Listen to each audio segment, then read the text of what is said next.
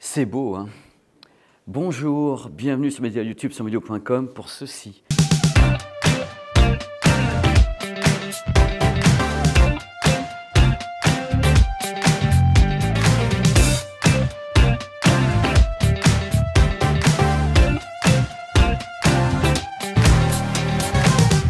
Vous savez, les grands déballages, c'est un concept, en fin de compte. On peut faire un reportage en Norvège, n'importe où. On peut faire également des grands déballages de produits et on peut parler d'une sortie événementielle d'un film sur support physique. Donc les DVD, les Blu-ray Full HD, le Blu-ray Ultra HD 4K, c'est raison de la présence ici, la sortie dans ces formats de Dune 2.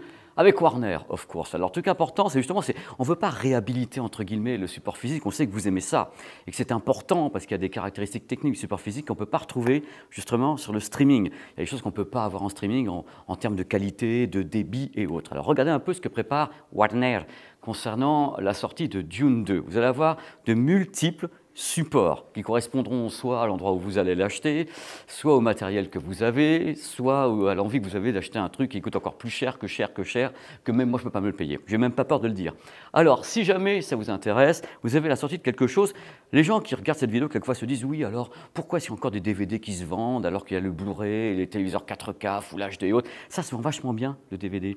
Alors, voici les DVD de Dune. Alors, ce qui est intéressant, vous avez des jaquettes différentes. Pourquoi? Parce que c'est quelquefois pour telle surface de vente, si je puis dire, tel magasin peut avoir des deals, pour avoir des packagings différents. Ça sont les DVD avec VO, VF en Dolby 5.1. Après, ça se corse un peu parce qu'on attaque sur le Full HD. Alors, le Full HD signale 1080p avec encore des visuels différents.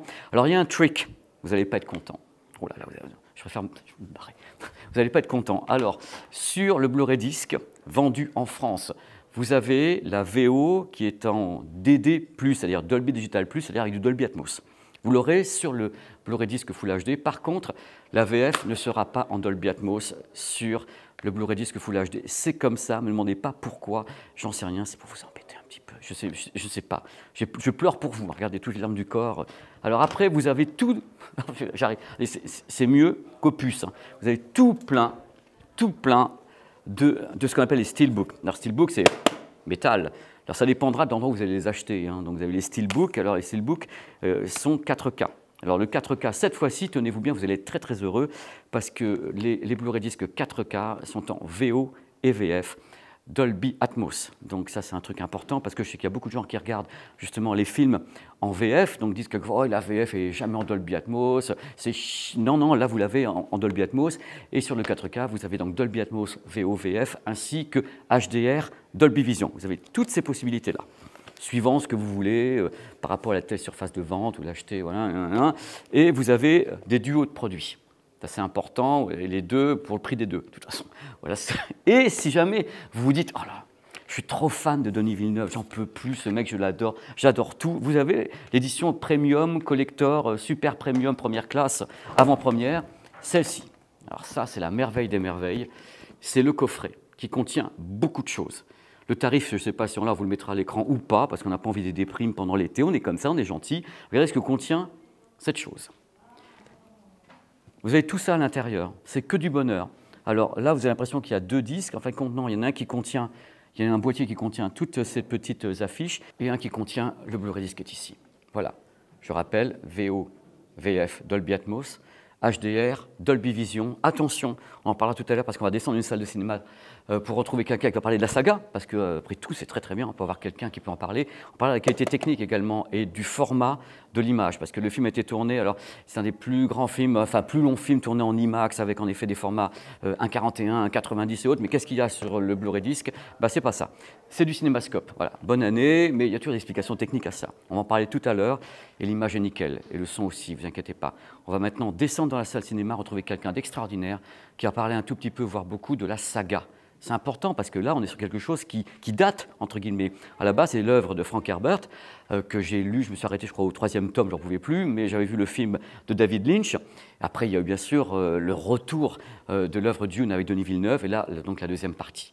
On va parler dans quelques instants de tout ça en descendant dans la salle Home Cinéma, ici. C'est très beau. Allez, on y va. C'est en bas que ça se passe. C'est multipass ici. Vous avez la partie haute, où on voit les belles choses, les esquisses, les Blu-ray, tout ce qu'on a vu dans la vidéo. Vous avez la partie basse, qui est une véritable salle de cinéma, où on va aller maintenant avec des beaux éclairages, avec un bel invité. Parce que l'idée dans cette vidéo, c'est que je suis plutôt un mec qui parle de tech, qui parle en effet de techniques de mastering et autres, mais je ne suis pas le plus doué, je pense, pour parler à chaque fois de la partie artistique, tout ce qui est le background artistique d'un film, c'est pas trop mon truc. Et dans ce cas, il faut faire appel à des professionnels. Moi, je préfère. Alors justement, c'est ce qu'on va faire. Venez. La salle est magnifique, mais vous ne la verrez pas. Venez avec moi.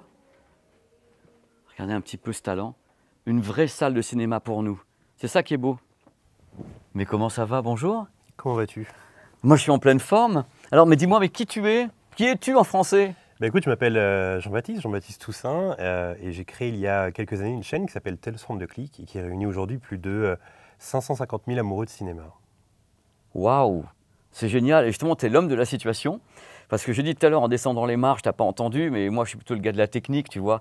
Et je suis content de pouvoir te parler et que tu nous expliques un petit peu justement ton approche de cet univers, l'univers de Frank Herbert. Alors, à quel moment, justement, tu as rencontré, tu as été entrechoqué par l'univers de Dune? Tu avais quel âge? Ça s'est passé à quel moment? Je me souviens, j'avais 12-13 ans et c'était un bouquin qui traînait à la maison. Et j'étais assez fasciné par la couverture. Un gros bouquin. Et j'étais fasciné par la couverture, avec plein d'illustrations dessus comme ça. Et je l'avais ramené en vacances. J'avais 12-13 ans et c'est très complexe de se lancer dans l'univers de Dune à 12-13 ans et je n'avais pas tout capté. Alors un an plus tard, j'ai vu le film de David Lynch. Et tu as encore moins capté. J'ai encore moins capté. Non mais je te fais la fin des phrases, tu as le même parcours. Mais voilà, je pense qu'on a été beaucoup dans ce cas-là. Et justement, c'est ce que j'ai aimé avec les Dunes de Villeneuve, c'est que pour la première fois, j'ai le sentiment que l'univers de Dune peut être abordable pour le grand public. Ouais, parce que le truc de Lynch, c'est que moi, j'avais, à l'époque, je suis comme toi, j'ai commencé à regarder le premier, j'ai rien compris. J'étais jeune, j'avais pas le même âge. Y a-t-il des gens sur Terre qui ont compris? J'avais avec Tolkien, enfin, j'avais essayé de faire des trucs, tu vois. Et certains, je me suis accroché parce qu'on m'a dit c'est bien. J'ai rien piché, j'ai rien. Et après Lynch, même chose. Bon, bah, l'intro pendant 3 minutes, essaie de te résumer, j'ai rien compris. Bon, bref. Et après, tu rentres dedans. Et moi, j'étais fasciné par cet univers. Mais je crois qu'encore une fois, tu as raison de dire, il y a un moment donné où il y a le déclic, où tu peux entrer à l'intérieur. Et j'ai aimé que Denis Villeneuve s'y attache, parce que de toi à moi, je ne pensais pas que quelqu'un allait s'y réatteler. Je me dis, quand on a vu ce qui a été avec Lynch, qui pourtant a tout donné, je me dis, est-ce qu'un autre réalisateur va vouloir s'attaquer à l'œuvre? J'ai l'impression que peu de gens voulaient y aller aussi. Ouais. Peu de gens voulaient y aller, puis lui, il a eu cette envie. Et en vrai, quand on regarde le Blade Runner 2049, on comprend aussi pourquoi il a voulu faire Dune. Je suis d'accord avec toi, d'autant que si tu regardes bien, moi, que je vois la partie photo, enfin la partie image, la photo, l'étalonnage des couleurs, pas mal de trucs, on retrouve ça dans Dune, la façon de travailler en post-production, surtout c'est pas mal de plans des deux côtés, donc il y a une unité là-dessus. On va parler maintenant du premier volet. Au moment où on a donc redécouvert Dune, donc le premier volet de Villeneuve, tu n'as eu quelle approche à ce moment-là? Tu m'as dit tout à l'heure, on a l'impression de l'avoir redécouvert, une version simplifiée, on rappellera quand même plusieurs tomes hein, dans Dune, les enfants de Dune et autres. Donc toi, tu as une approche que tu t'es dit, enfin, on pige? Ou on essaie de commencer quelque chose? Enfin, on pige, mais surtout, moi, ce qui m'a vraiment impressionné dans le premier film de Villeneuve, c'est le sentiment d'avoir une adaptation quand même qui est assez fidèle à l'idée que je me faisais de Dune. On en parlait hors caméra tout à l'heure. Quand moi, je lisais Dune, j'avais des images parce qu'on est un peu le propre metteur en scène du film lorsqu'on lit. C'est ça la magie du livre. Et lorsque j'imaginais les vers, le sable, tout cet univers-là, j'imaginais un peu l'univers qu'on retrouve dans le Dune de Villeneuve. Ouais, déjà dans le premier, enfin dans le Lynch, on voyait le vert. Mais en effet, on en parlait hors caméra. C'est comme quand on a lu Tolkien et la façon de s'imaginer les orques. C'est comme ça que je les ai vus dans le Peter Jackson. Et c'est bien parce que ce que tu dis est important. Nous sommes nos propres metteurs en scène par rapport à des bouquins. Et moi, j'ai trouvé, on va parler un petit peu du deuxième. Quelle est ton approche du deuxième? On va confronter nos idées, on s'en est pas parlé. Moi, j'ai adoré le premier, mais je pense avoir préféré le deuxième, dans la mesure où dans le deuxième, j'ai trouvé qu'il y avait un côté beaucoup plus immersif. Ça prend un peu plus le temps et on est avec le personnage, on vit avec eux et on vit cette aventure surtout avec eux. Donc ça, j'ai trouvé ça intéressant et j'ai trouvé qu'il y avait un peu plus de... l'épopée était un peu plus grande dans le deuxième, je trouve. Je me souviens d'une interview de Spielberg qui disait qu'il avait adoré Dune parce qu'il avait capté cet univers de grandeur qu'il y avait à l'intérieur du film. Et la fois où il a vraiment ressenti ça, c'était en regardant Laurence d'Arabie. Parce que quand on regarde Laurence d'Arabie, il y a ce sentiment de grandeur dans le désert, d'immensité. L'immensité. Et l'immensité, on le retrouve dans Dune, que ce soit le premier ou le deuxième d'ailleurs. Et moi, je pense que c'est ce qui m'a le plus impressionné, peut-être même au-delà de l'histoire, au-delà de la saga Dune. Ce qui m'a impressionné, c'est le côté grandeur et épopée dantesque qu'a ramené Villeneuve à l'écran. Est-ce que quand tu as vu le premier, tu t'es dit, quand tu as appris que Denis Villeneuve voulait adapter à nouveau l'œuvre d'Herbert, est-ce que tu t'es dit, ok, c'est le début d'une saga, ou bien c'est une tentative, il va tout mettre dedans comme dans Lynch, et il n'y aura plus de suite? C'est compliqué parce qu'avec Hollywood, on ne sait jamais en fait. Ouais. Déjà, il faut que ça marche. Il faut que le premier marche, le deuxième marche, et après, il y aura peut-être un troisième. Donc, on ne sait jamais. On a toujours envie que ce soit une saga, on a envie qu'il y en ait plusieurs. Après, il faut que le public soit au rendez-vous. Là, par chance, le public est au rendez-vous. Donc, j'espère qu'on aura un Dune 3. Je pense que tous les fans de Dune veulent voir un Dune 3. Mais oui, évidemment, quand on voit le premier, on a envie que ce soit une saga comme Star Wars. Parce que le casting a été quand même calibré, hein. C'est-à-dire qu'il devait...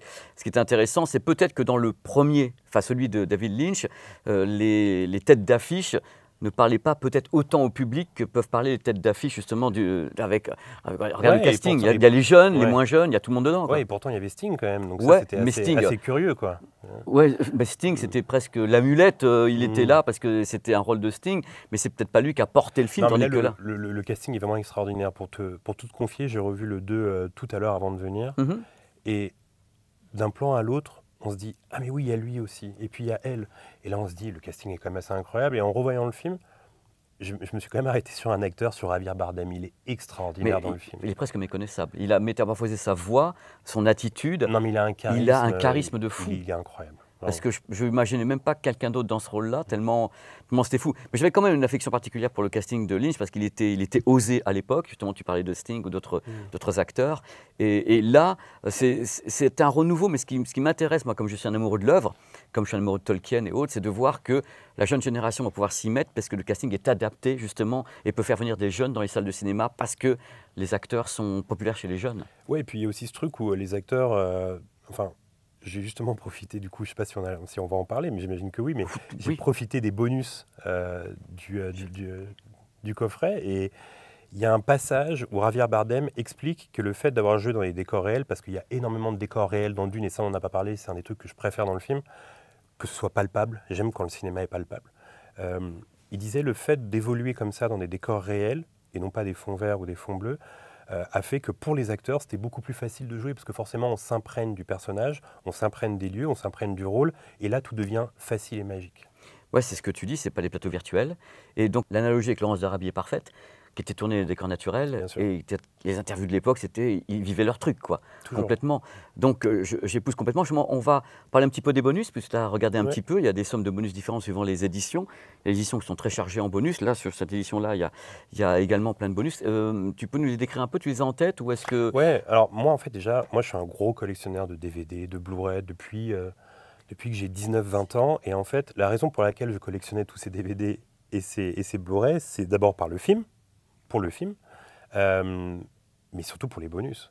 Moi, c'est ce que je trouvais incroyable à l'époque, c'était pouvoir aller comme ça sur les sets, les making-of, les interviews à côté. Et en fait, ce coffret-là est bourré d'interviews qui sont hyper intéressants. J'en ai regardé tout à l'heure, il y a un passage où Austin Butler explique qu'il avait pas mal de discussions avec Villeneuve, et qu'en fait, très souvent, il allait voir Villeneuve en lui disant « Mais comment vous avez eu l'idée pour ce plateau-là, pour ce décor-là » Il disait « Parfois, c'est juste des trucs que j'ai en tête. Par exemple, ce décor là-bas, c'est... j'ai vu dans un livre une toile d'araignée, je m'en suis inspiré. Ce décor qu'il y a là-bas, c'est une montre que j'ai qui date des années 60 et je me suis inspiré du design de la montre pour créer ce décor. » Et moi, je raffole des anecdotes comme ça, je trouve ça trop bien. Moi, j'ai le pendant de ce que tu dis. J'aime bien savoir comment c'est fait techniquement. Et moi, j'ai acheté justement les DVD et les Blu-ray pour aller dans la partie technique, de savoir comment est-ce qu'on avait réalisé techniquement, quel type de caméra utiliser, les éclairages, les fonds verts, pas fonds verts, plateau virtuel. Et je ne concevais pas de ne pas avoir ce pendant du cinéma que j'aime sans savoir comment ça a été fait. Mais je me réservais ça comme vraiment le vrai bonus, tu sais. Je voulais rien savoir avant. Je regarde le film, je dis, ah, peut-être qu'on me donnera la réponse dans les bonus. Et c'est ça la magie de la chose. C'est qu'on peut savoir. Et avant, on n'avait pas autant accès que ça. Maintenant, avant, on voyait un film, on n'avait pas les coulisses. Et ce que tu dis est super important, ça permet de comprendre l'œuvre et surtout l'idée du réalisateur, les directeurs de la photo. Il y a des interviews de gens qui fabriquent le son, qui mixent le son, qui font l'étalonnage. Ce sont des perles pour les cinéphiles. Ouais, et puis ce qui est génial, c'est que, alors, en tant que cinéphile, le film te fait rêver, mais moi, voir les décors, voir le making-of, voir les bonus, où on voit comme ça les plateaux, l'immensité des décors, ça me fait limite autant rêver que le film. Ah, mais c'est ce que je te dis, moi je suis comme toi, ça me fait halluciner, j'ai envie d'être sur place, j'ai envie de le vivre. C'est vraiment un pendant complet, c'est pour ça que les gens qui nous regardent, je les encourage, s'ils le peuvent, à acheter ce type de support où il y a justement les bonus, où on rentre dans quelque chose. C'est super important, c'est au-delà du complément, c'est le rêve qui se prolonge et on comprend tout ce qu'on a vu. Et ça, c'est génial. Alors maintenant, on montre l'origine du monde. Oui, donc, regarde, c'est quand même magnifique. Sublime.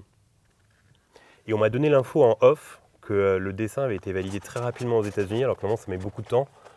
Ce qui prouve bien que Laurent Durieux est très fort. Ça glisse. Bah, écoute, en tous les cas, je crois que les gens ont bien compris qu'on était passionnés par l'œuvre et que c'était cool d'avoir pu faire ça justement ici dans une salle de cinéma, qui est l'écran merveilleux pour ce type d'édition, parce que tu n'as pas entendu, mais dans l'intro, je dis qu'il y avait le DVD, qu'il y avait le DVD, le Blu-ray, il y a tous les bonus, il y a les coffrets collector.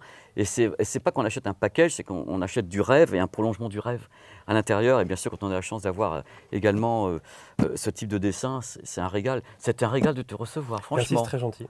Vraiment. Alors, tu rappelles un peu qui tu es et ta chaîne pour que les gens s'y ruent? Ouais, TFTC, t'as le son de clic sur YouTube, Insta et Twitter. Voilà, on ira te voir avec grand plaisir. Quand on fera des vidéos comme ça, on n'hésitera pas à faire appel à toi à nouveau. Merci encore. Merci. Jean-Baptiste. Thank you. C'était intéressant. Hein. Là, maintenant, on va parler de support physique. Tout à l'heure, je vous ai montré, il y a plein d'éditions de tous les côtés. Vous avez vu au début de la vidéo, il y a du DVD, du Blu-ray Full HD, du Blu-ray 4K. On va parler un petit peu de la qualité technique du Blu-ray Ultra HD 4K. Parce que c'est important. En plus, là, il est bien chargé, celui-ci, VO et VF en Dolby Atmos. Comme ça, vous ne direz pas « Oh là là, je ne peux pas regarder le film comme je veux parce que la VF n'est pas en Dolby Atmos ». Elle est en Dolby Atmos. C'est celle des salles de cinéma. Ça a été fait en France. Et la VO a été mixée aux États-Unis. Voilà, et ça se retrouve ici. Alors, concernant l'image, le film est présenté non pas au format 1,90 IMAX ni 1,43 IMAX, c'est le scope qui a été choisi. Format unique, hein, il n'y a pas de bascule à l'intérieur du film, parce qu'il y a quelquefois des réalisateurs comme Christopher Nolan qui font des bascules sur une image qui serait, on va dire, IMAX ou pas, et on met les barres noires, on fait une bascule. Non, là c'est uniquement en scope 2,39 sur le Blu-ray disc. Voilà. Alors techniquement, c'est un film, entre guillemets, assez facile à faire passer. Pourquoi? Je vais vous expliquer pourquoi. Parce que c'est une grosse production, avec des gros moyens. Il n'y a pas d'idée d'une image qui serait compliquée à faire passer en disant, voilà, c'est mal tourné, il y a un grain comme ça. Non, non, Villeneuve ne travaille pas du tout comme ça. Au contraire, Villeneuve est un orfèvre de l'image. C'est-à-dire qu'il aime les plans définis. Justement, il y a un truc important, c'est que, comme on l'a dit tout à l'heure, justement, Jean-Baptiste, le film, c'est grandiose. Le film, c'est immense. Vous pensez bien que pour faire de l'immensité, il faut de la définition d'image.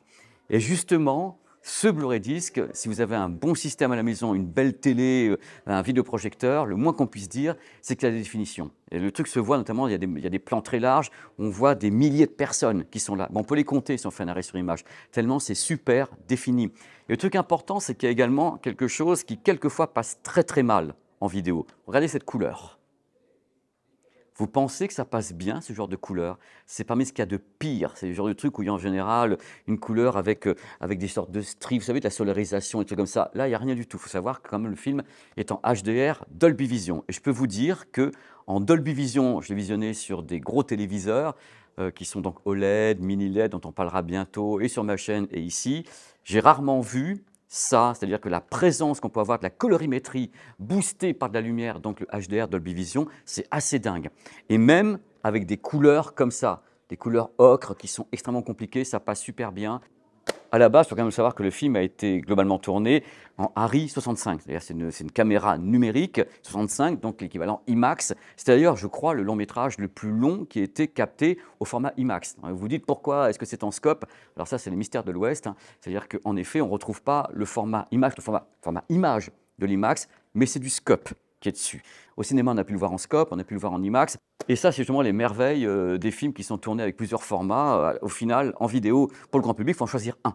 Donc là, ça a été le scope. Donc l'image, dormez tranquille, c'est super lumineux, super défini dans les plans larges. L'immensité, elle est là. Si vous avez un grand téléviseur, un vidéoprojecteur, vous pourrez compter en effet tous les détails de tous les côtés. C'est exceptionnel. Et si vous avez en plus le HDR Dolby Vision, vous allez vous régaler de folie parce que justement, il y a du contraste de tous les côtés, il y a des lumières très vives, il y a vraiment le sable, le désert. Et ça, en Dolby Vision, sur un bon système, ou même sans le HDR Dolby Vision, c'est assez surprenant. Le master, c'est un master sans problème. Il ne peut pas y avoir de problème avec un film comme ça, tellement à la base, je vais être vulgaire, c'est chiadé par le réalisateur, par toute l'équipe de post-prod. Donc, dormez tranquille. Le son, super important le son. VO, VF, Dolby Atmos, attention, important. Si vous n'avez pas de Dolby Atmos chez vous, vous aurez un son soit en stéréo, soit en 5.1, suivant votre système. Et Dolby Atmos, c'est quand même exceptionnel. Voici le monsieur qui est un monteur son. Voilà, c'est Richard King. Et justement, dans ce film, il y a un passage important sur le verre.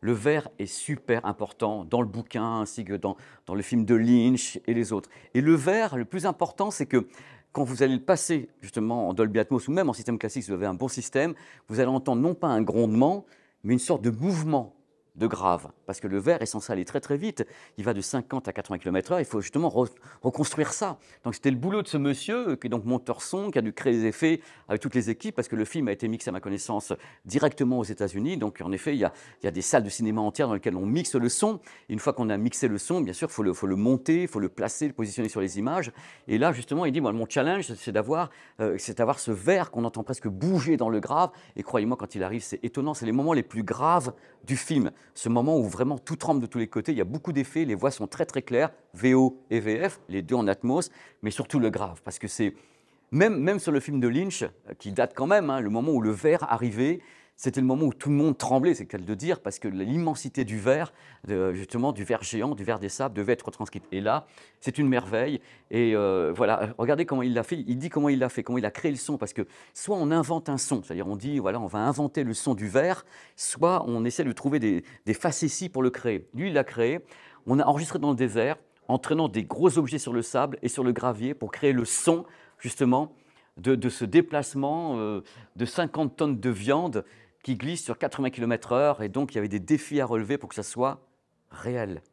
N'oublions pas que ce n'est pas réel, et que l'idée, c'est de se dire comment est-ce que je fais, moi, en tant que créateur de son, preneur de son, ingénieur du son, ou bien monteur de son, pour rendre tout ça réel à partir de quelque chose qui n'a jamais existé. La magie est là, et vous l'entendrez justement en Dolby Atmos sur le Blu-ray Disc. Il y a beaucoup de machines également.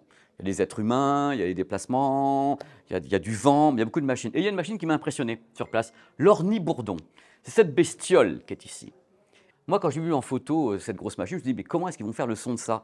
Alors, le son, en fin de compte, quand on l'écoute sur la piste son, on a en effet un mélange de ferraille et de tremblement. Et ça s'entend vachement bien, il y a un mouvement dans le Dolby Atmos sur ce type de séquence, parce que c'est un assemblage. Quand on fabrique un film comme celui justement de Villeneuve, le Dune 2, on a un challenge gigantesque. C'est-à-dire qu'on a des voix, on fait revenir les acteurs en studio, on a des bruitages qui existent ou qu'on invente. L'idée, c'est qu'on peut faire des assemblages, même de voix, qui n'existeraient même pas. Quand on pense au cinquième élément, justement, la voix de la diva, c'est 3 personnes en même temps, on a mixé tout ça pour avoir la voix de la diva du cinquième élément. Donc on crée des sons, et ça, c'est un des sons les plus réussis. L'ornibourdon, et encore une fois, c'est Richard King qui a monté le son du film, parce que lui, il prend les éléments et il monte le son du film, qui a dit que voilà, c'est partie des challenges les plus importants. Donc en effet, tout ce qui est cette machinerie, les verres, vous allez bien l'entendre, c'est impressionnant. Toute la bande-son est impressionnante. Et le mixage de la musique de Hans Zimmer est étonnant, parce que déjà, quand on écoute la musique de Hans Zimmer, on a des percussions, on a des sons très graves. Et il a directement enregistré en Dolby Atmos, donc on rajoute dessus tout ça, et c'est le rôle du monteur, justement, son d'assembler et la musique, les voix des acteurs, et tout ce qui est, évidemment, tous les objets sonores du Dolby Atmos.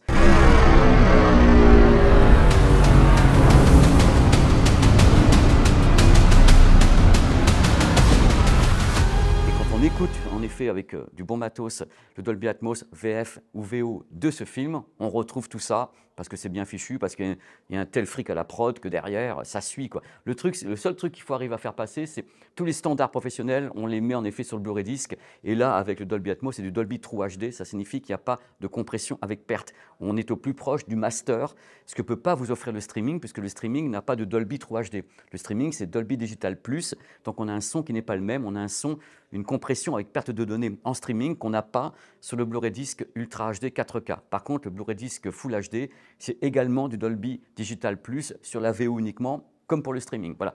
S'il y en a un à acheter, c'est le 4K, parce que c'est lui qui a le plein débit et qui permet justement de vivre ce film réellement comme au cinéma au niveau de l'image, en HDR Dolby Vision, et le son est très très impressionnant. Il ne peut être qu'impressionnant, parce que le spectacle est immense. Il était hors de question de sonoriser le Grand Rex avec une mini-chaîne.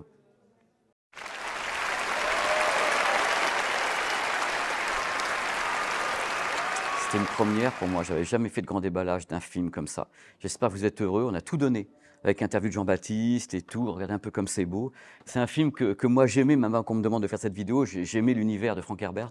Et je suis heureux d'avoir fait cette vidéo, de vous avoir parlé comme ça, avec mon cœur de tout ce que je pense de la qualité de ce Blu-ray disque, qui est bien réel, hein, croyez-moi. Si vous avez du matos en 4K, vous allez halluciner parce que c'est super bien fichu.